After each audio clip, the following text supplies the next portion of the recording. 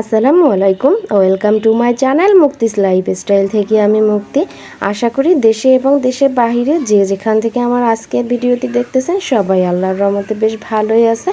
আমিও আমার পরিবারের সবাইকে নিয়ে আল্লাহর রহমতে আপনাদের দোয়ায় বেশ ভালোই আছি। তো আজকেও আরেকটি নতুন ভিডিও নিয়ে আপনাদের সাথে শেয়ার করতে চলে আসছি। গত ভিডিওতে আপনাদেরকে দেখিয়েছিলাম যে আমাদের বাড়িটি আমাদের নামে রেজিস্ট্রি হয়ে গেছে। তো আজকে চিন্তা করছি যেহেতু বাড়িটা আমাদের নামে রেজিস্ট্রি হয়ে গেছে তখন আপনাদের সাথে বাড়ির পুরো ভিডিওটা আপনাদের সাথে শেয়ার করি।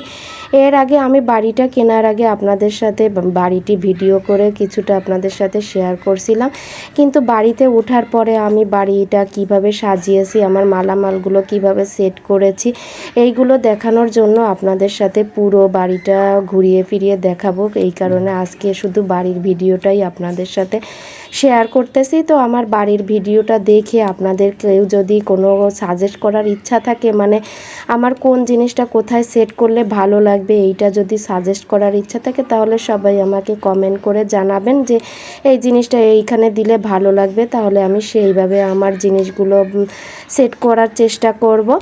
তো যাই হোক, আমার আজকের ভিডিওর শুরু থেকে শেষ পর্যন্ত ভিডিওর কোথাও কোনো অংশে যদি কারো এতটুকু ভালো লেগে থাকে তাহলে ভিডিওর শুরুতে একটা ছোট্ট লাইক দেওয়ার অনুরোধ থাকলো। আর যারা আমার চ্যানেলটিতে আজকে নতুন বা প্রতিনিয়ত যারা আমার চ্যানেলটি দেখে যাচ্ছেন কিন্তু সাবস্ক্রাইব করতে ভুলে যাচ্ছেন, তারা প্লিজ আমার চ্যানেলটি সাবস্ক্রাইব করে আমাকে বেশি বেশি করে সাপোর্ট করবেন। যারা অলরেডি সাবস্ক্রাইব করে দিয়েছেন তাদেরকে অসংখ্য অসংখ্য ধন্যবাদ। তো বাহিরে থেকে ঘুরে ফিরে তারপরে ঘরের ভিতরে আসছি। ঘরের ভিতরে এসে রান্নাঘরটা আপনাদের সাথে শেয়ার করতেছি। এই যে এইখানে একটা টোস্টার মেশিন, এই মেশিনটা আমি ঢাকায় এখানে ছিলাম, এক ভাবি আমাকে গিফট করছে। তা মেশিনটাও ভিডিওর মাধ্যমে দেখিয়ে দিলাম মেশিনটা কোথায় সেট করছি। ভাবি নিশ্চয়ই ভিডিওটি দেখবেন। এখন রান্নাঘর থেকে বেরিয়ে আমি সরাসরি ওয়াশরুমের দিকে যাচ্ছি। এইটা হচ্ছে আমার ওয়াশরুম। আসলে বাড়িটি সেইভাবে কমপ্লিট করা হয়নি, রান্নাঘরটা আর ওয়াশরুমটাই টাইলস দিয়ে কমপ্লিট করা হয়েছে। আর এদিকে আমার যে বাকি রুমগুলো আছে এইগুলো এখনও টাইলস করতে বাকি আছে। রান্নাঘরটা পুরোপুরি কমপ্লিট হয়ে গেছে আর বাথরুমটা পুরোপুরি কমপ্লিট হয়ে গেছে। যারা বিক্রি করছে তারা এই দুইটা রুমই কমপ্লিটভাবে করছিল আর বাকিগুলো কমপ্লিট করতে পারিনি। ইনশাল্লাহ আমরাও আস্তে ধীরে বাকি রুমগুলো কমপ্লিট করে ফেলবো, তখন আপনাদের সাথে সব কিছুই আস্তে আস্তে শেয়ার করব।